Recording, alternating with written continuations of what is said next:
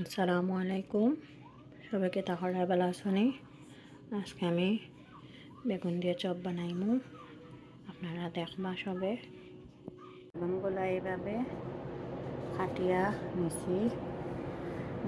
আটা, লবণ, মরিচ, হলুদ, বাখর, কালি জিরা, গরম মশলা দিছি। এখন পানি দিব।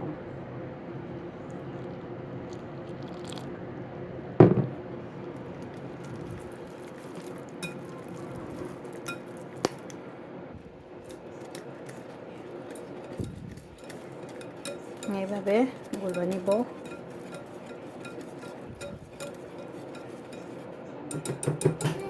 একটা একটা করিয়া ওলান তেল সানো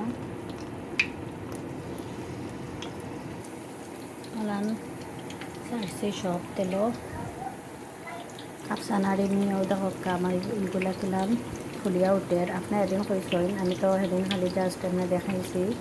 এটা সপ্তাহ কিলাম তৈরি করা দেখাইছি না, আজকে দেখাইলাম বেসন ছাড়াই আটা দিয়ে যেভাবে তৈরি করা হয়। এই তো আমার হয়ে গেছে মচমচে বেগুনের চপ।